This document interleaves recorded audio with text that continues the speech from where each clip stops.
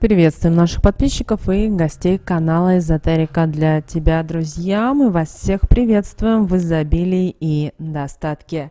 Сегодня с вами поговорим о том, какие мысли вам нужно, какие планы, идеи нужно держать в секрете. И иначе, рассказывая об этом, вы тем самым можете причинить себе вред. Давайте, друзья, в этом более детально разбираться. Вы знаете, иногда в жизни складываются такие обстоятельства, что возникает необходимость поделиться с кем-либо тем, что накипело на душе. Для этого нужен собеседник, который бы внимательно выслушал и, возможно, бы дал нужный совет. Ведь бывает, что со стороны виднее, как поступить в том или ином случае. Бывает, что возникают определенные планы, идеи, но нужна чья-либо поддержка, чтобы определиться с тем, на правильном ли мы пути. Но в данном случае нужно быть предельно осторожным, чтобы не довериться человеку, у которого по отношению к вам не совсем чистосердечные помыслы, чтобы вместо доброго совета не привлечь в свою жизнь неприятные моменты, а то еще и большие проблемы. Все люди делятся на две группы. Одна из них позитивная, другая негативная. Понятно, что нужно поменьше общаться с людьми, от которых исходит негативная энергия. Очень часто такие люди преследуют какие-то свои определенные цели, находясь в вашем окружении. Если они находятся рядом с вами длительное время, то это может причинить вред вашему здоровью, удаче, настроению, финансовому благополучию, достатку, изобилию. И в результате длительного контакта с негативной энергией может начать болеть голова, потеряется самоуверенность, появится общее недомогание и другие неприятные моменты. Такие люди опасны еще тем, что у них негатива настолько много, что они стараются поделиться им с окружающими людьми. Кто-то это делает специально, а кто-то не по своей воле. В жизни существует определенный тип людей, с которыми лучше не откровенничать. Их не стоит впускать в свою жизнь. В жизни и так все не особо просто, вы сами знаете. Но чтобы усложнять ее необдуманными поступками и не притягивать в свою жизнь сильнейший негатив. С кем же не стоит делиться своими сокровенными мыслями? Во-первых, не стоит это делать с людьми-скептиками.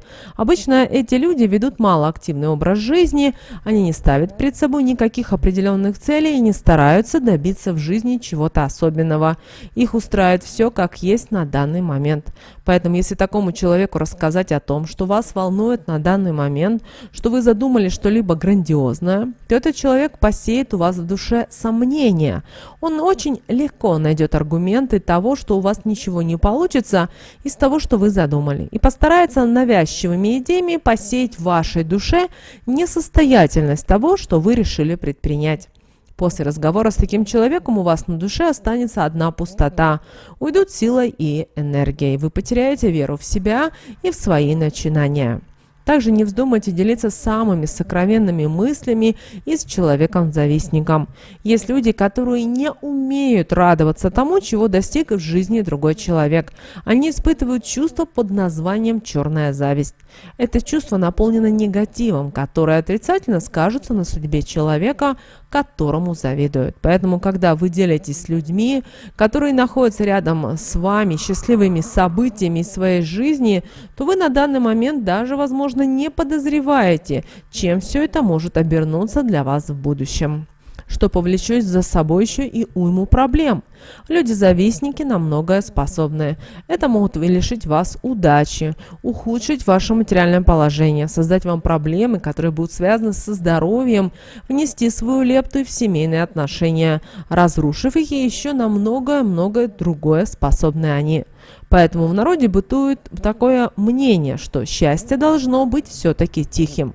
Поэтому старайтесь поменьше делиться информацией о своих удачах, успехах, о том, что вам по жизни везет и у вас отличная семья, что должно быть сугубо вашим и внутри круга самых близких, чистосердечных людей, а не доступно всем, кому надо и не надо. Как же распознать завистника? Да очень просто. Сейчас я вам об этом расскажу. Во-первых, такой человек, проявляя повышенный интерес к вашей жизни, будет стараться узнать все о вашей жизни, даже в мелочах. Он будет пытаться узнать каждую деталь. Во-вторых, стоит обратить внимание на то, как он улыбается. Улыбка выдаст его. Она натянутая, в то время, когда глаза будут выдавать совсем другие эмоции. В-третьих, когда вы захотите обменяться с ним своими хорошими новостями, то в ответ услышите, что ему по жизни везет не так, как вам, и он, не скрываясь, скажет следом, что поэтому он не такой успешный и благополучный, как вы. Так вы легко распознаете недоброжелателя в своем окружении, что поможет вам избежать неприятных последствий, свести до минимума, пока он вам не навредил, контакт с этим человеком. Далее, дружба с человеком-регрессором тоже не приведет ни к чему хорошему. Спросите вы, почему? Дело в том, что эти люди живут прошлым, событиями из прошлого и тянут все это за собой, не давая самостоятельно возможности чему-то новому прийти на место старого. Они не сторонники прогресса, они совершенно не развиваются, не стремятся получить новые знания, логически осмысливать происходящее вокруг них. Это слабохарактерные, эмоционально неустойчивые люди, которые не будут прилагать усилия для достижения чего-то высокого. Их устраивает приспособленческий образ жизни. На такой же жизненный путь они будут подталкивать, к сожалению, вас, являясь своеобразным тормозом. Но так как им не хватает энергии для осуществления даже незначительного поступка, то они будут подпитываться вашими жизненно важными энергиями, высасывая их из вас. Далее люди-соперники.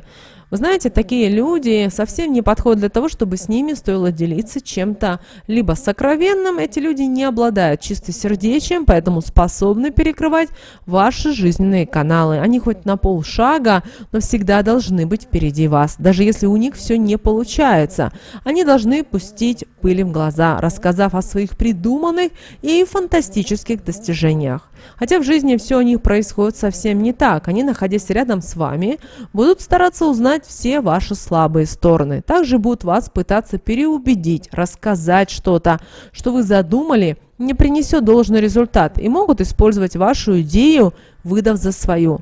Откровенничать с таким человеком значит подвергнуть свою жизнь опасности. Находясь с таким человеком рядом, вы будете ощущать свою несостоятельность, опустошенность, так как вы своей энергией будете подпитывать своего соперника. А соперник – это и есть соперник. Он должен быть как бы лучше вас. Если на энергетическом уровне у вас хватит сил обойти такого человека своими достижениями, то сделайте это. Но он должен быть не в кругу ваших близких и вхожих в дом людей, а подальше от вас. Этот человек не может быть добрый и отзывчив, так как относится к разряду недоброжелателей. Есть один еще тип людей, с кем не нужно заводить разговоры по душам. Это сплетники. Это очень страшные люди с темной энергетикой.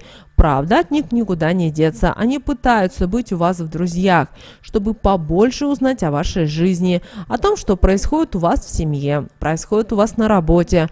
А потом, по большому секрету, как бы никому не говори больше, будут выносить все это на всеобщее обозрение, обсуждение. Хорошо, если это будут только хорошие моменты, но у каждого человека в жизни есть свои какие-то подводные камни.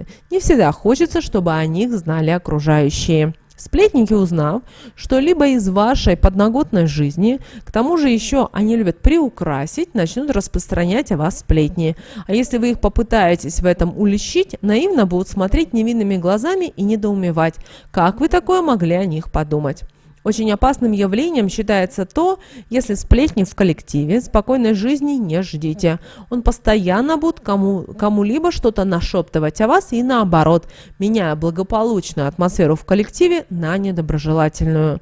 Это такой человек, который знает обо всех все в буквальном смысле слова и держит это все в своей голове. Он будет поглощать светлые энергии, заменяя их на негативные, что будет портить настроение, отражаться на сне, на вашей трудоспособности, вызовет нервозность. Поэтому держитесь от таких людей подальше. Если кто-то захочет вам что-то рассказать по секрету, воздержитесь от такого контакта. Также не стоит заводить близкие отношения и с лживыми людьми, так как это люди, которые разрушают все то, что находится вокруг них. Они не умеют ничего ценить и строить, только излучать негатив и отбирать светлые энергии, которые необходимы человеку для счастливой жизни. Эти люди способны врать, глядя в глаза. Они будут искать свою выгоду во всех ваших поступках, а когда этого не получат, смогут вас предать в любой момент. Мало того, выставив вас в некрасивом цвете. Ложь – это негативное качество, и оправдать ее ничем нельзя. Даже маленькая ложь никогда не бывает во благо. А если человек солгал, значит, и ему есть что скрывать, и он делает это целенаправленно, так как значит, что того, кому была адресована ложь, не порадует его поступок. На такого человека нельзя положиться, так как невозможно будет сказать, что же на самом деле он думает и ощущает в данный момент. Человек, несущий ложь, должен жить в постоянном энергетическом напряжении, в окружении негатива, поэтому ему нужно восполнять свое энергетическое поле, которое данный негатив будет разрушать, а значит, он будет выступать с окружающими людьми в роли энергетического вампира для них. Поэтому, чтобы потом не жалеть о последствиях, увидев, что возле вас лжец, сразу прекратите с ним общение. Вы знаете, такие люди не умеют слушать, но хорошо умеют все, знаете, приукрашать на свой лад. А от этого последствия, как вы знаете, бывают непоправимые. Конечно, что скрывает в себе каждый человек, не всегда удается, к сожалению, узнать. Понять сразу. Но если часто повторяются эти фразы, то стоит вам обязательно обратить на них внимание, так как перед вами точно нечистосердечный человек. Итак, если вам говорят, что мне все понятно, не продолжай, или чего-чего я этого от тебя не ожидала, то каждая из этих фраз несет уже в себе негативные эмоции у собеседника, значит, отсутствует расположение к вам. Его не интересует то, что происходит в вашей жизни. Его не интересуете вы. Он просто либо чего ждет от вас, что может получить, либо же слушает вас из-за вежливости. Такие фразы, например, как «ты давно смотрела на себя в зеркало» или «какая же ты неловкая» или «какая же ты бессердечная». И вот другие вот подобные фразы говорят, что вами недовольны во всех ваших жизненных аспектах и вас в том числе обсуждают и осуждают. Если к вам обращаются, ну, как знаешь, ну, вот как тебе нравится, ты же самая умная, то такими выражениями стараются обесценить ваши уже личные качества. Или, если при встрече с вами кто-то говорит, что, например, завтра продолжим разговор, или при новой встрече поговорим об этом, то так и знайте, что такой разговор не будет продолжен ни завтра, ни послезавтра. Этот человек просто не захотел говорить с вами на данную тему. А если слышите фразу «все хорошо», «я не испытываю злость», то будьте предельно осторожны, потому что вы переступили дозволенную черту в разговоре. Этот разговор уже никогда не будет продолжен. А если вы попытаетесь это сделать, то ваши отношения просто разрушатся. Будьте внимательны к тем, кто рядом с вами находится. Не спешите заводить дружеские отношения только потому, что кто-то вам улыбнулся. Не доверяйте свои мысли, желания, проекты, идеи кому-либо, а тем более малознакомым и непроверенным временем людям, о которых вы ничего не знаете. Думайте, что вы говорите, и обращайте внимание на то, что же вам говорят. Так вы сможете избежать многих неприятностей, а главное, уберечь свое настроение, состояние души, энергетическое поле от недоброжелательных людей. Перед тем, как кому-то что-то доверить, вы должны убедиться, что перед вами человек, который воспринимает вас таким, как вы есть, что он просто желает с вами общаться, так как ему приятно и комфортно возле вас, а не потому, что ему что-то на данном этапе нужно от вас. Часто люди приходят в нашу жизнь на время, поэтому нужно их вовремя отпускать, а держать возле себя только те, кто задерживается, так как они посланы судьбой, кому-то в помощь, а кому-то за что-то хорошее. Поэтому, пожалуйста, цените искренних и чистосердечных людей, так как таких немного у каждого из нас. И старайтесь стороной обходить тех, от кого ощущаете холод, недоброжелательность, злость, ненависть. Запомните простое правило: люди не меняются. Они, возможно, на время затихают, а когда приходит уже другой этап, они вновь покажут свое истинное лицо. Поэтому, пожалуйста, ограждайте себя от таких людей, вам не придется переживать о предательстве или еще о чем-то плохом. что они могут принести в вашу жизнь. И вообще научитесь свои планы, секреты, мысли держать всегда в своей голове. На то они и планы, на то они и мысли, которые вы можете сами реализовать. Но не стоит со всеми делиться. Очень часто получается так, что вы рассказываете о чем-то, а потом видите вашу идею у других людей, которые смогли это реализовать быстрее ввиду того, что, например, у них больше какого-то ресурса. Поэтому не стоит делиться всем тем, что у вас есть в голове.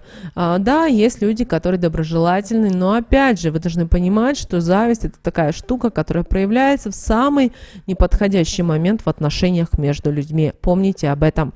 Мы надеемся, друзья, что наши советы и наши рекомендации вам помогают в жизни. С вами, как всегда, был канал Эзотерика для тебя. Обязательно подписывайтесь на наш канал, обязательно ставьте лайк этому видео, обязательно поделитесь этим видео с теми, кого вы любите, кого вы цените, кому вы желаете мира, любви, гармонии. Пусть они также знают об этой важной и ценной информации. Ну а прямо сейчас на экране, друзья, вы видите два всплывающих окна. Это следующие рекомендованные видео для вас. Нажимайте на то видео, которое вам на интуитивном уровне понравилось больше, и смотрите. Всех вам мыслимых и немыслимых, друзья, благ. Услышимся в следующем видео.